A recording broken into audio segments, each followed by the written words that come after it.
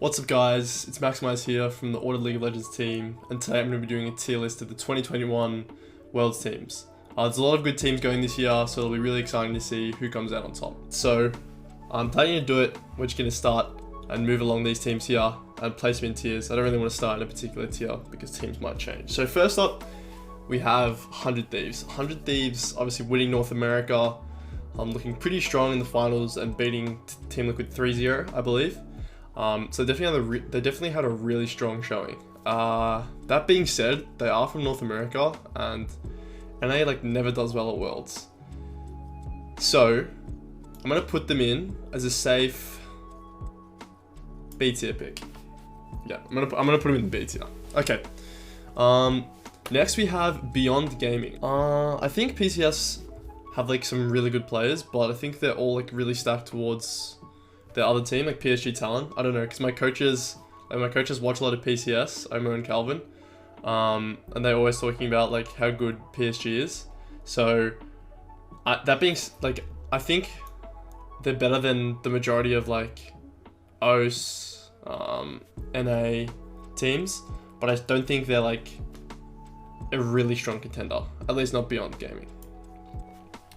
Okay, moving on, we have Cloud9. I think, okay, this is gonna sound weird, even though Cloud9 came third in LCS, I think the potential at Worlds could be a bit higher than 100 Thieves, just because they have perks, and you never know how much that veteran presence will help on the world stage. So I think having that $12 million investment in perks will actually do good for them, and so for that reason I'm gonna have to put them in A tier. Donation Gaming, they're almost always at Worlds. I think I almost always remember seeing them at Worlds, either in play-ins or in the main stage, but they do have some good players. That being said, I don't really expect them to challenge the majority of teams in a group, so for that reason I'm gonna put them in at C tier. Alright, now we have our heavy hitter here in Damwon. Obviously they won Korea. They have a very, very strong roster, and whenever a team's coming out of Korea, they're pretty good. They're pretty hyped up heading into Worlds, and I think this year is no exception. This roster is absolutely crazy. I think they have super talented players, best in the world or top 3 in the world in almost every single role. So I'd be very surprised if this team doesn't make it extremely deep in Worlds. Anything short of semi-finals or even finals would be disappointment for this team. So for that reason, I'm going to have to put them in at the S+ tier. Just because I think that they are one of, if not the favorite heading into the tournament. Next we have EDG. So all the LPL teams I think are really, really good. And EDG, how do they place? EDG, I think they're definitely a really strong team, and they have, being from LPL, I think it's just such an advantage because every team, the region is so strong that every team going sort of learns from each other, obviously practices against each other all year. So I think they are definitely one of the stronger teams heading in, and for that reason I'm going to put them in the S tier. Now we have Fnatic. Fnatic's really interesting. I was really surprised by how far they made it in playoffs, especially the fact that they beat G2. I think the points of their strength come from Hilly and Bwipo. I think Bwipo role swapped really well, and then Hylissang obviously has been smurfing for years, this super aggressive playstyle. It'll be really, really interesting to see if he can continue playing like that. And Hilly and Upset as a bot lane will be really exciting to watch versus some of these LPL, LCK teams. That being said, a point of concern for me is their top side. Obviously Bwipo just role swapped. He looked pretty good in the role swap, but still he doesn't have that much experience under his belt in the role. And then Adam is literally a rookie heading into Worlds. So how's he going to go up against players like Khan, up against players like Nuguri? I don't know. It's definitely an unknown quantity, and one that teams could look to expose. That being said, I still think they are definitely they definitely have a strong chance to finish top 2 in their group and make it out of the group stage. So for that reason, I'm going to put them in the A tier. Okay, FPX.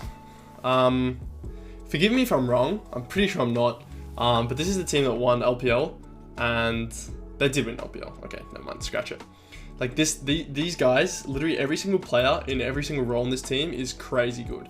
Like they took the 2019 World Championship roster and then they added Nuguri to it. Like you got the best top laner in the world on one of the best teams in the world. So I think this team all around, they have no like weaknesses in terms of like glaring like plays that you can look to exploit or anything like that. And the way that they play the game, like especially Doinby, how he like moves around the map and is so proactive, it's really, really enjoyable to watch. And I think that they are up there with Damwon Kia as one of the favorites to win the whole tournament. So for that reason, I'm going to put them in the S+ tier. Okay, I actually don't know what this team is. Just the fact that I don't know them means they're not from a major region, which probably means they're not going to do too well. Hate to make a generalization, but it's generally pretty true. And so for that reason, I'm going to put this team in at the D tier spot. Okay, Gen G, another strong Korean team with a pretty overall solid roster. I think in terms of their strong points, I think when they had Birdol, when they were playing Birdol in the top lane, he looked really, really good and he was like styling on a lot of people. And again, like a lot of Korean teams, like it's just a very, very solid all-around roster. I think the only issues they might have is when LPL teams like are sort of mechanics checking them and when they're really accelerating the pace of the game, because obviously LCK is a region as a whole that likes to play it, you know, more controlled, more slow. And so I have no doubt they have the mechanical ability to keep up with the LPL teams, but it's more just, are they used to playing like that? Like, are they used to playing the game with such high tempo and like having so many skirmishes so often? So for that reason, I'm gonna have to put Gen G in at the A tier. Oh, A or S tier? I really can't decide. I feel like it should be S. Okay, you know what? We're gonna put okay, whatever. They're in S tier. That's fine. Cool. All right, then we have Hanwha Life Esports. So this team qualified for Worlds through the Gauntlet, losing to SKT in the finals. I think everyone knows, if you're a HLE fan, you're probably there for Chovy. This guy is like arguably the best mid in the world coming into this tournament. Honestly been carrying his team all throughout playoffs. So I think seeing Chovy on the world stage versus, you know, some of these LPL mids, some of these LPL teams will be really, really enjoyable to watch.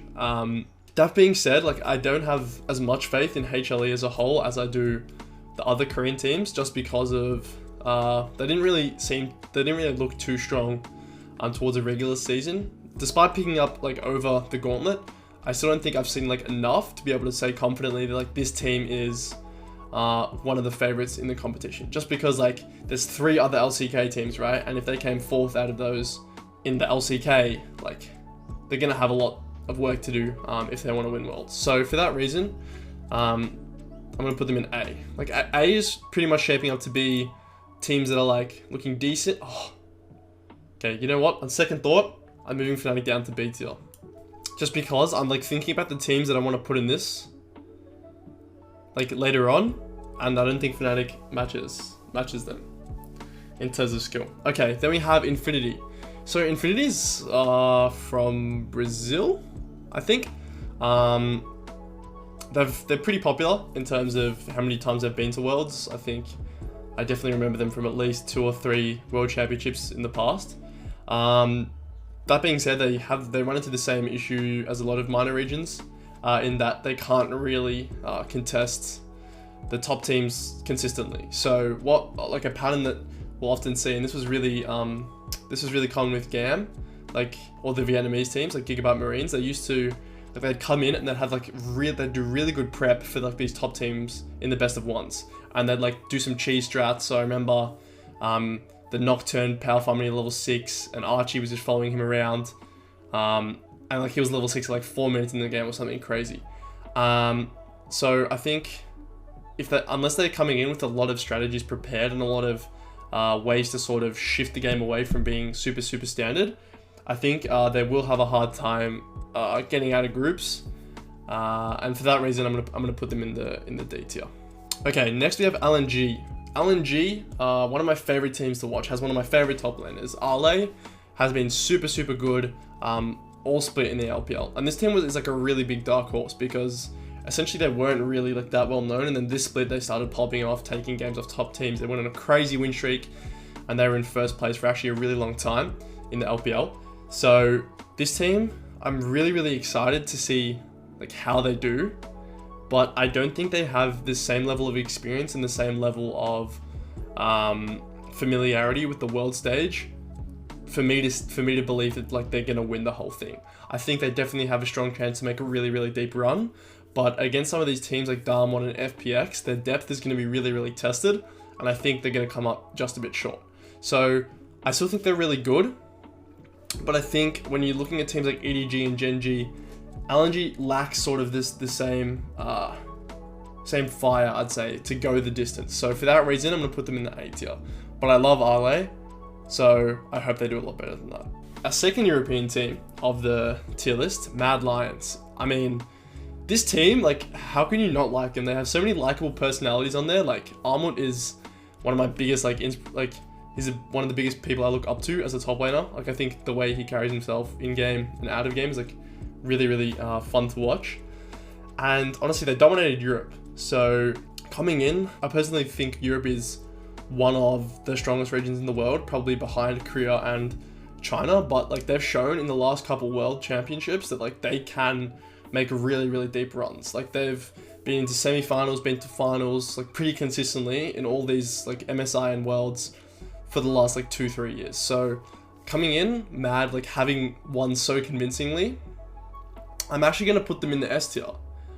This might come back to bite me, but I think if there's any year where a European team can do really well and, you know, potentially go do the same thing that G2 did and reach finals, maybe not lose 3-0 this time.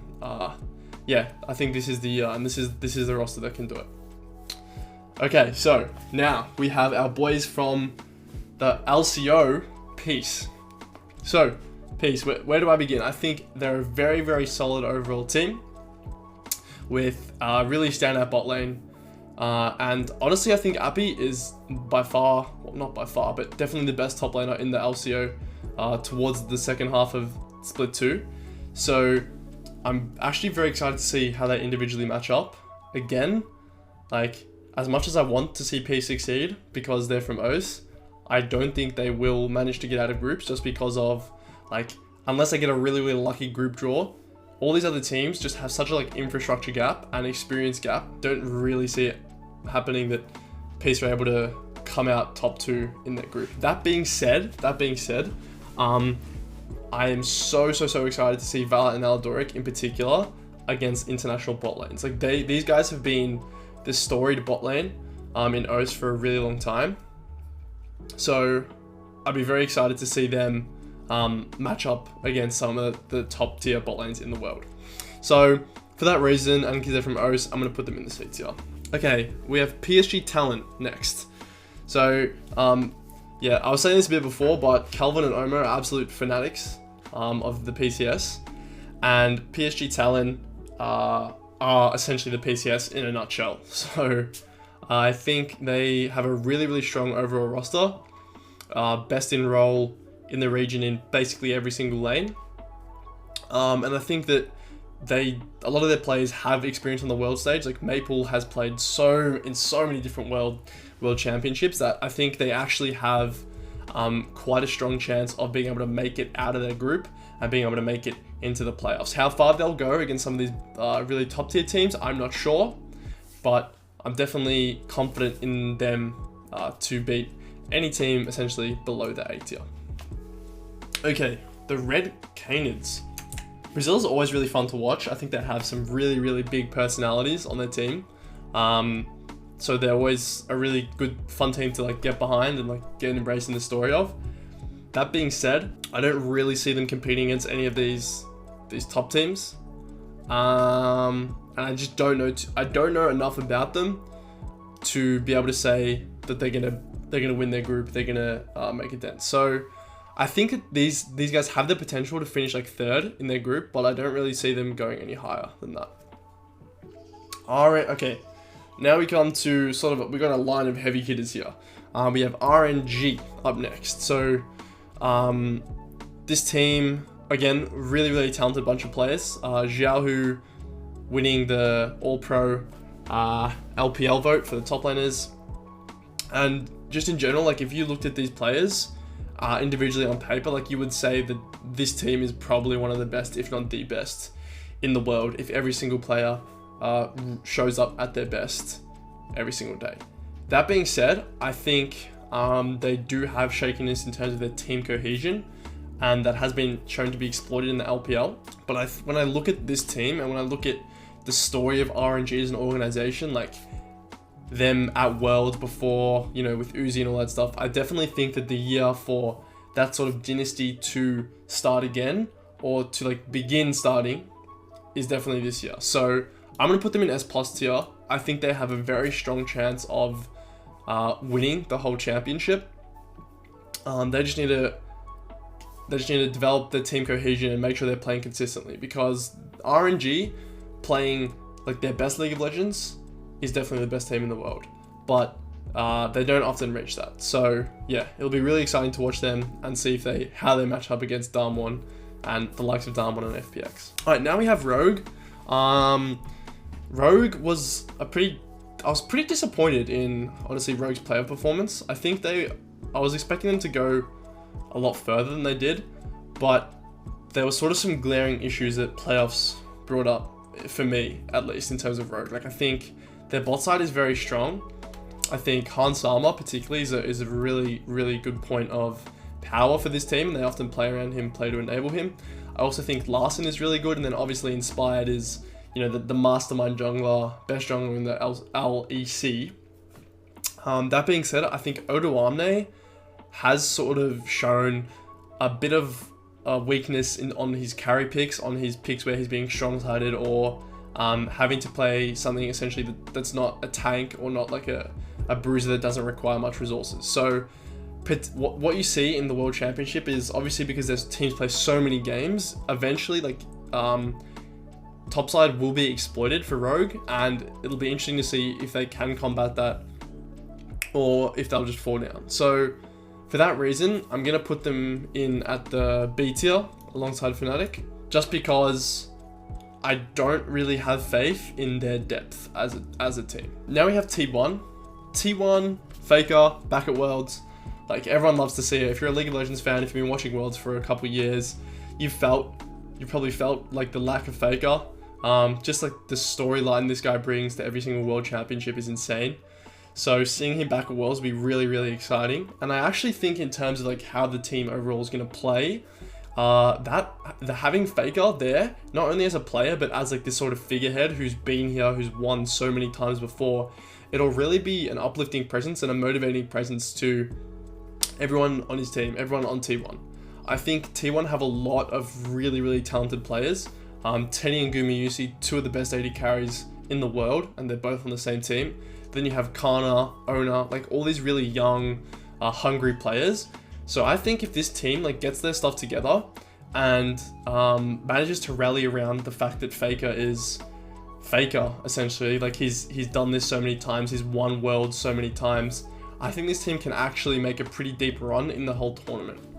So for that reason, I'm going to put them in at the S tier. This is slightly optimistic, but just based on the intangibles, I think they have the potential to do this. Okay, now we have Team Liquid. So, Liquid is a team that I actually was like were my heavy favorites to win the LCS, just because of how dominant they were looking towards the latter half of the split. Obviously, you have Alphari, definitely a top 2 top laner up there with Fudge.